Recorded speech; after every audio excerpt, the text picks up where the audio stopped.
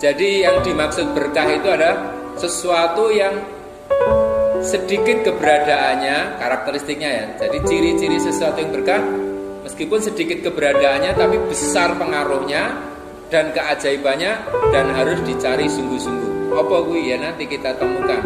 Ilmu yang berkah, ilmu yang mungkin sedikit ya dapat, tapi kemudian membuat kita tuh selalu ingat kepada Allah, selalu taat, selalu bersemangat, menjauhkan dari maksiat, kemudian bisa memberikan manfaat, kemudian kita tidak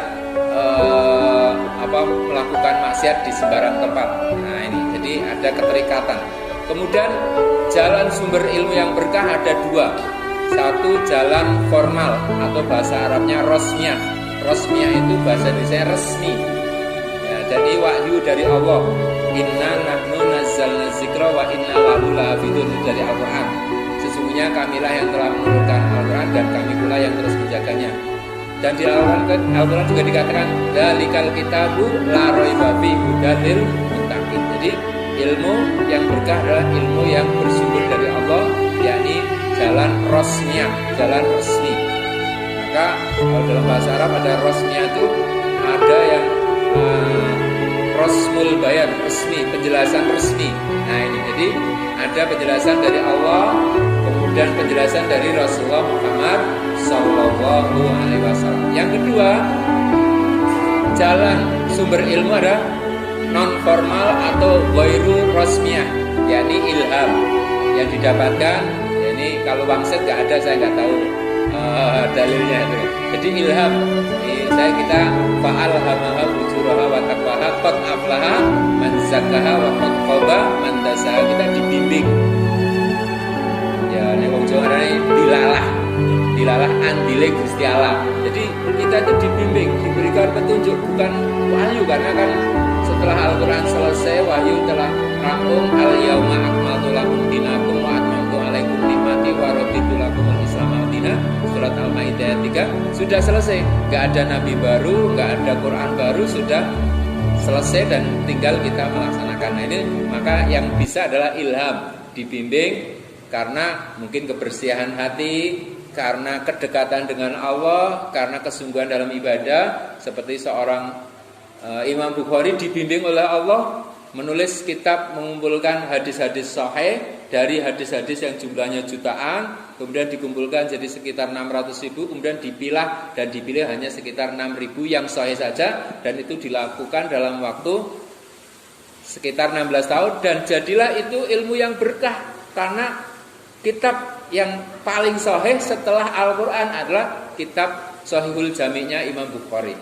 Nah makanya hari ini kita masih merasakan kitab itu manfaatnya, hadis-hadisnya, meskipun kita dapat pertilan-pertilannya ya, tapi ternyata itu terus mengalirkan. Nah makanya sesuatu yang dilakukan 16 tahun saat itu, tapi kemudian berkah sampai ratusan tahun, bahkan ribuan tahun setelahnya. Dan itulah yang harus dilakukan, sebagaimana berkahnya Mekah Al-Mubarakah, Mekah Al-Mukarramah.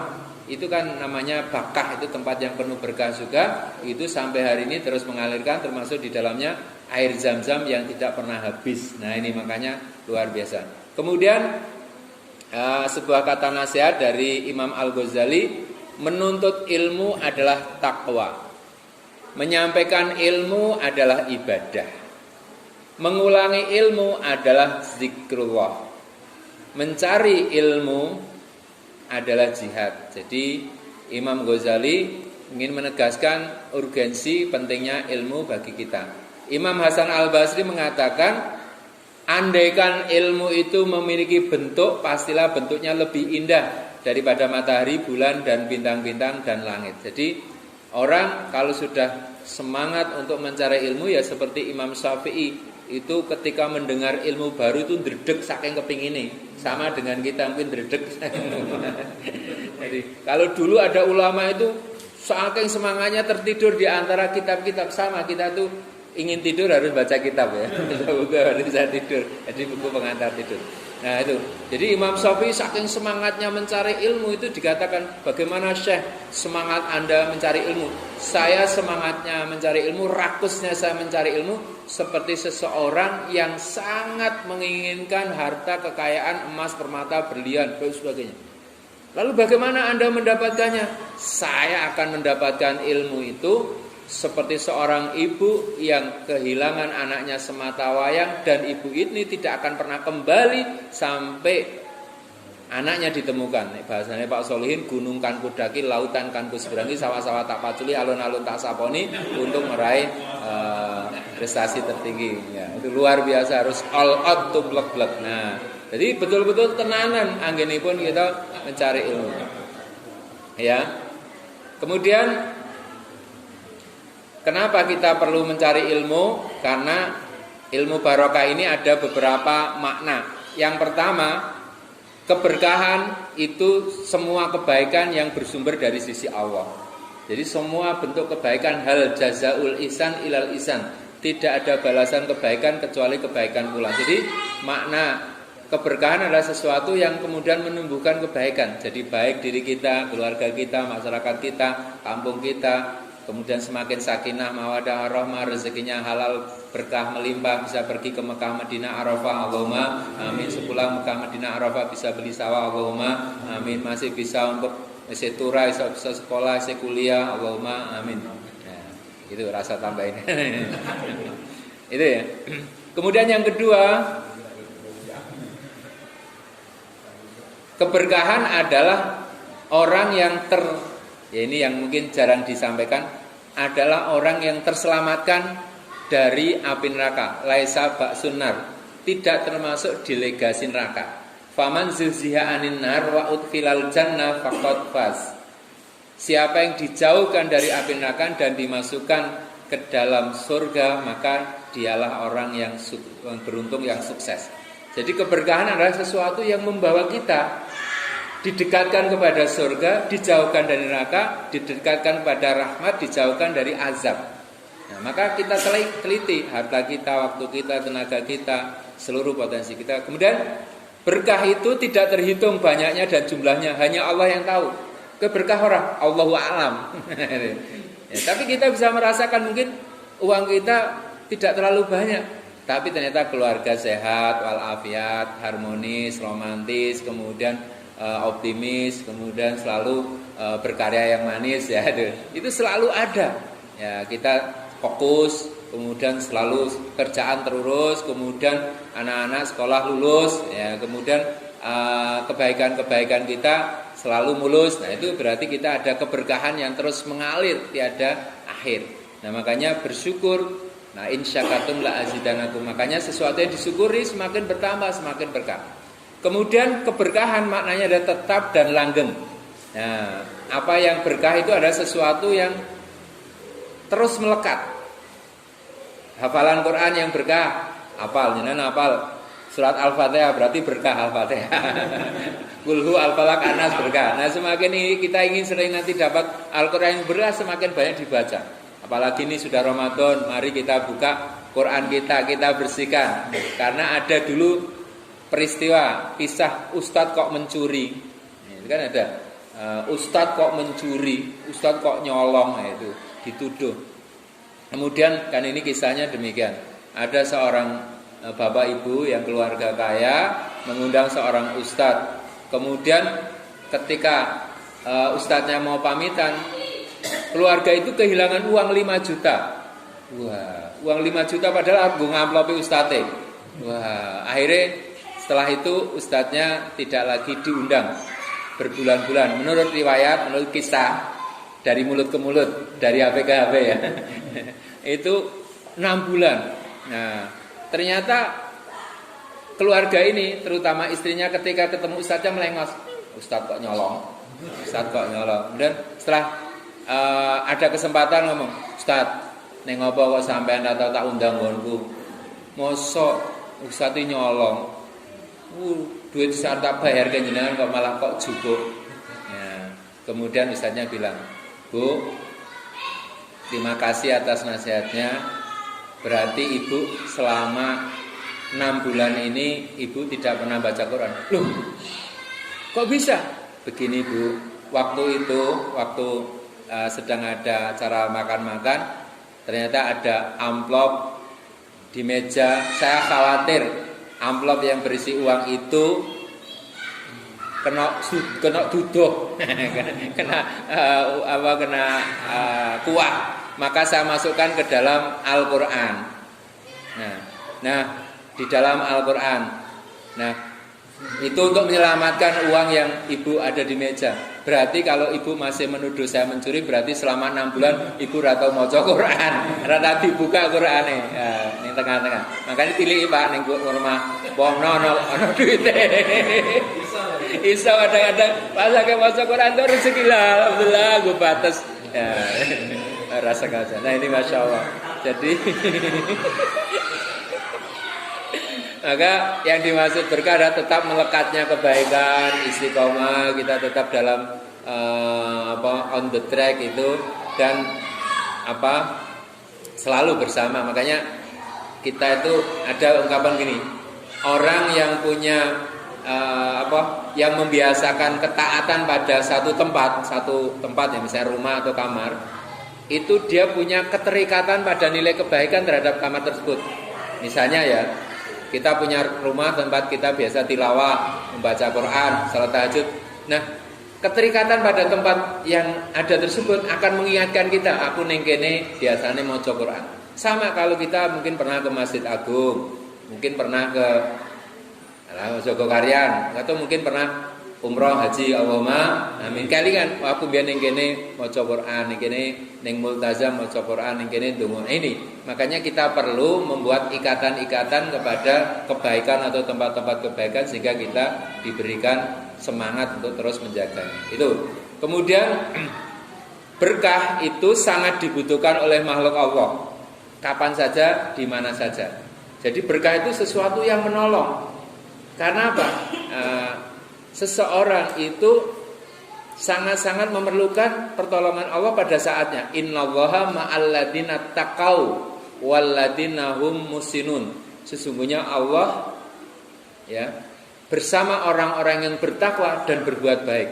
Makanya ketika seseorang melakukan kebaikan, lemah teles Gusti Allah sing bales, lemah garing Gusti Allah sing paring.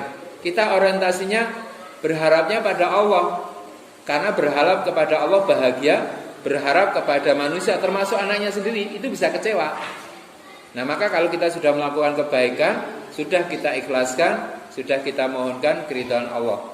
Karena ridha Allah itu sesuatu yang pasti bisa kita dapatkan. Artinya datangnya dari Allah. Tetapi keridhaan manusia sulit. Tidak semua orang senang dengan kita, tidak semua orang benci dengan kita. Maka jadilah orang yang di tengah-tengah yang memegang prinsip. Nah, disinilah maka kita akan tetap on the track, kita tetap berkah di dalam jalan yang benar, di dalam ketakwaan. Itu yang akan menguatkan kita. Kemudian keberkahan maknanya adalah kebaikan yang sempurna dan mencukupi karena datangnya dari sisi Allah. Dulu pernah saya ceritakan bagaimana ada orang yang wadul atau cerita atau curhat kepada Imam Syafi'i, ya Syekh, saya dikasih gaji 5 juta per bulan, kok enggak cukup. Nah, kemudian disarankan, oh kalau begitu tolong dari 5 juta itu yang 1 jutanya diinfakkan atau dizakatkan. Wah 5 juta ora cukup kok. Sak jutane diinfakkan lagi, mumpung ana Semeru, mumpung ana apa ya, ini disalurkan. Wah, gelem ora? Nggih, manut samina watona. Nah, dari 5 juta dikurangi 1 juta tinggal 4 juta. Lapor lagi, saya laksanakan, tapi kok urung cukup. Infakkan lagi 1 juta. Hah? Jadi kepotong 2 juta. Gelem ora? Nggih, sami nawatona, karena bakti guru, ikram sama guru dilaksanakan. Dan ternyata dari 5 juta dikurangi 2 juta disalurkan, ternyata malah saiki malah kula ubet kreatif. Wah, kula iso menah-menahke, dieman-eman ngirit puasa Senin Kamis Selasa Rabu. Wah, puasa kowe malah cukup. Karena apa? Dengan keterbatasan dia kemudian memutar jalan. Piye carane? Nah, kemudian lapor. Alhamdulillah, Syekh. Ternyata dengan 3 juta malah kabeh bisa terlaksana. Matur nuwun. Kok bisa begini, Syekh? Jawabnya apa? Begini. Ketika uangmu itu 5 juta, kemudian kamu kurangi jadi 4 juta dan 1 juta, itu masih ada ternyata hak-hak orang lain yang tercampur dalam hak harta kamu. Maka begitu dikeluarkan, maka yang 2 juta sudah dikeluarkan, maka yang 3 juta itu asli punya kamu, dan itulah yang kemudian menjadikan kamu penuh keberkahan. Nah, ternyata begitu. Jadi makanya Bapak Ibu sekalian, kita insya Allah menyiapkan diri, membiasakan diri untuk melakukan hal kebaikan. Jangan sampai ada istilah ini ya, jangan sampai sedekah kita tertunda ataupun tertolak ketika kita tidak lagi diterima. Saya punya kisah yang sangat menarik adalah ketika ada orang yang tertolak sedekahnya. Jadi coba saya baca kisahnya ya, supaya dalilnya mantap ya. Jadi Bapak Ibu sekalian, ada sebuah peristiwa yang menurut saya cukup menarik. Jangan sampai tertunda sedekahmu. yakni di saat kita sudah mau melakukan sedekah tapi ternyata sedekah kita sudah tidak lagi diperlukan. Dalam hadis riwayat Bukhari, Rasulullah Shallallahu Alaihi Wasallam bersabda, bersedekahlah kamu. Sesungguhnya akan datang kepadamu suatu masa di mana seorang lelaki berjalan dengan membawa sedekahnya, dia tidak akan menemukan seorang pun yang menerimanya. Lelaki yang dijumpainya berkata, andaikan engkau datang kemarin, pasti sedekahmu akan saya terima. Hari ini saya tidak memerlukannya. Ini hari ini masih memerlukan kan? Nah, jangan sampai tertunda. Maka dari itu ilmu yang berkah adalah ilmu yang segera ditunaikan, segera dapat sampaikan. Tapi juga jangan asal sar-ser-sor. Karena zaman sekarang ada orang dapat sesuatu baik langsung di-share padahal hoax. Nah, makanya pertama cek kebenarannya. Yang kedua, apakah ya? Yang kedua setelah benar, apakah baik ya? Apakah sahih ya? Sahih benar. Kemudian yang ketiga, apakah bermanfaat? Nah, ini harus dipastikan. Karena ada sesuatu yang benar, bermanfaat. Yang ketiga ya, yang keempat ya, apakah penting? Nah, itu ya. Jadi benar ya, sahih, kemudian penting, dan yang ketiga bermanfaat. Ada yang penting tapi nggak bermanfaat, ya wes, menahan diri. Nah, salah satu ciri orang muslim yang baik adalah menahan diri dari perkara yang tidak berguna. Nah, ini makanya berkah itu yo bisa menahan diri, tidak semuanya di-share-share. Kemudian makna berkah yang lain yang berikutnya adalah al-barokah, maknanya adalah as-subut. As-subut itu tetap tadi. Dan al-luzum, ini bahasa Arabnya sedikit-sedikit ya. Yang berikut, al-luzum itu artinya tetap melekat, terus melekat pada diri seseorang. Ya, kalau orang itu soleh, orang itu jujur, orang itu istiqomah, orang itu rajin ibadah. Ini kita kan baru saja diingatkan. Tolong ajari kami wahai Mang Odet, bagaimana Anda bisa ketika meninggal habis sholat sunnah atau ketika sholat sunnah mau khutbah Jumat. Jadi bagaimana? Ajari kami. Kok bisa ternyata Mang Odet wali kota Bandung meninggal dalam keadaan mau naik mimbar untuk khutbah Jumat. Dan ternyata hal itu tidak terjadi ujuk-ujuk. Ternyata beliau biasa menjaga wudhu, selalu menjaga sholat tepat waktu, selalu qiyamul lail. Bahkan salah satu riwayatnya beliau sebelum meninggalnya minta maaf, minta keridhaan kepada keluarganya, tolong keluargaku, kalian jangan menuntut saya di akhirat nanti. Jadi saling ridho. Nah, ini penting Bapak Ibu sekalian, dan kita perlu sekali disaksikan keimanan kita oleh orang lain. Makanya misalnya jenengan arep pengajian, arep salat Jumat kok greges-greges, makat wae. Ya, mbok menawa kuwi wayahe. Lah iya wayahe kan disaksine wong oke kan malah penak wis sing ngurus wis genah. Pamit sisan. Nah, maka Masya Allah kita perlu mendapatkan saksi keimanan ya. Karena kadang-kadang kan ketika ditanya niki saya napa saya yae. Nah, ini kan bahaya yae. Nah, makanya jangan sampai itu cuma sayanya yae itu, harus dipastikan itu. Kemudian makna berkah adalah as-sa'adah. Sa'adah itu kebahagiaan. Sedikit muhasabah tentang berkah ya. Jadi berkah itu sesuatu yang membawa kepada kebahagiaan. Yakni ketika orang bertambah ilmunya, dia semakin tawadhu, bertambah amalnya, semakin takut dan hati-hati, bertambah umurnya, semakin berkurang tamak dan rakusnya terhadap dunia, terhadap harta. Kemudian bertambah hartanya, tambah dermawan dan pengorbanannya, dan bertambah pangkatnya, semakin dekat kepada sesama.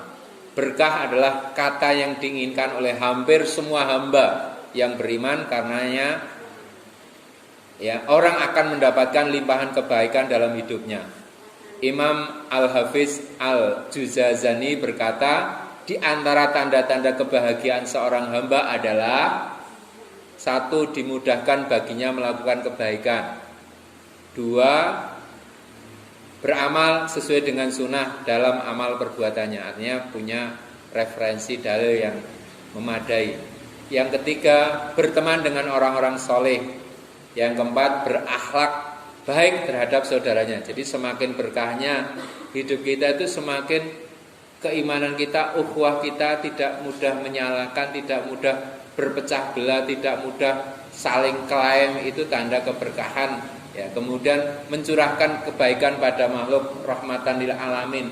PTL jadi patai kucingnya jadi siksani, ya, itu termasuk keberkahan. Jangan sampai kita punya hewan mungkin kemudian kita siksa dan itu bisa menyebabkan neraka. Maka dari itu kita mencurahkan kebaikan pada makhluk, termasuk ketika buang air, ya, tidak boleh dileng.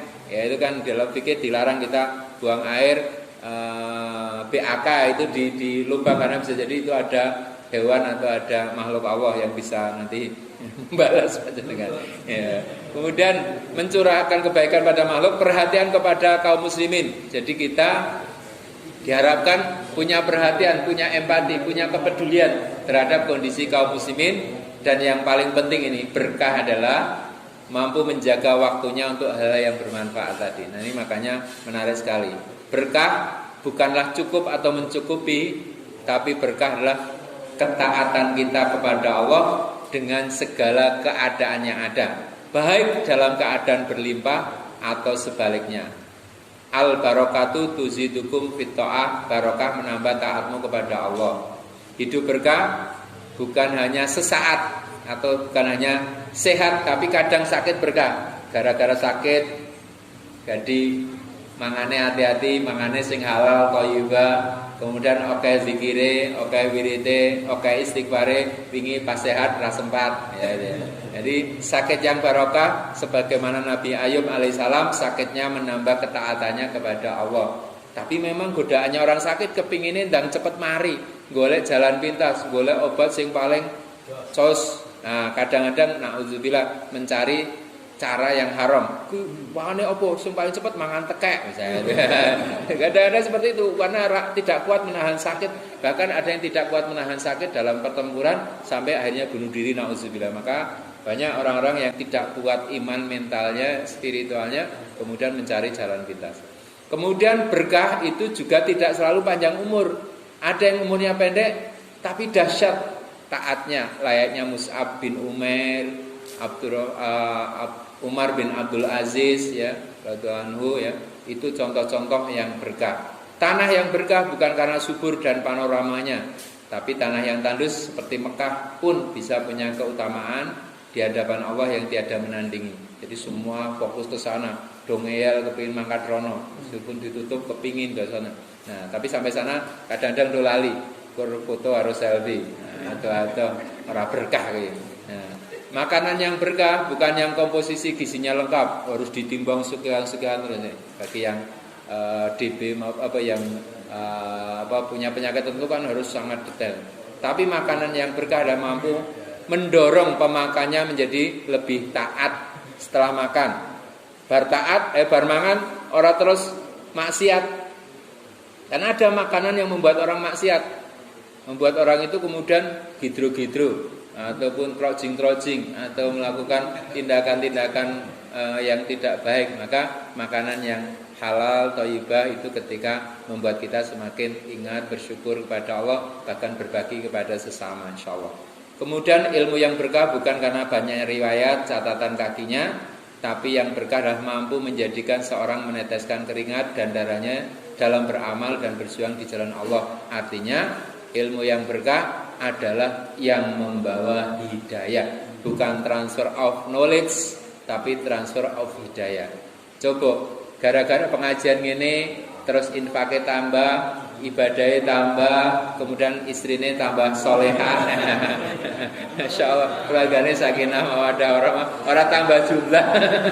Itu Masya Allah, kita kemudian jadi semakin birrul walidain, semakin berbakti kepada orang tua, semakin menyayangi keluarga. Masya Allah, ini contoh kebahagiaan yang sangat-sangat kita rindukan. Kemudian hari-hari kita diisi dengan banyak sekali kontribusi untuk Islam ya. Kemudian nilai hidup seorang bukan ditentukan oleh seberapa banyak harta yang dimiliki, namun sejauh mana kemanfaatan dari harta tersebut bagi kebaikan dan sesama manusia. Khairun nas anfa'uhum linnas, khairukum man tala umruhu wa hasuna amaluhu. Sebaik-baik kamu adalah yang panjang umurnya dan banyak amal kebaikannya. Dan saya sangat kadang-kadang ngiri dengan orang-orang yang sudah meninggal lalu disaksikan keimanannya tadi oleh banyak orang. Maka bagaimana hidup kita, begitulah mati kita ya. Jadi ada sebuah tulisan di bak truk, dipikir karo dikir, ora kuat dilakon, ora kuat tinggal ngopi, bukan ya. Dipikir karo dikir, itu bagaimana hidup Anda, begitu pula mati Anda. Nah, makanya tugas kita hari-hari ini adalah memperbaiki kehidupan kita di dunia ini, fid dunya sana, untuk menuju kehidupan terbaik di akhirat hasanah, alias kita meraih husnul khatimah, jalannya ke sana. Ini makanya itulah yang semoga nanti ilmu yang kita dapati sedikit demi sedikit terus bisa kita daya gunakan dalam kebaikan sehari-hari. Demikian Islam itu orang dan ada nih berkah orang. Nah, terima kasih atas perhatian panjenengan semuanya. Semoga sekilas ini dari tentang keberkahan ini segera menjadi bagian dari hidup kita. Saya punya pesan dari Mbah Sahal Mahfud. Beliau pernah berpesan, menjadi orang baik itu mudah, namun menjadi orang yang bermanfaat itu perlu perjuangan. Jadi Mbah Kiai Haji Sahal Mahfud berpesan seperti itu. Makanya al ilmu muqtarinu bil amal. Mari kita kelola kembali apa yang sudah kita dapatkan untuk beramal kebaikan, mengangkat derajat kita di hadapan Allah. Inna akramakum indallahi atqakum. Mekaten ingkang saged kula aturaken, aqulu qouli hadza wastaghfirullahaladzim.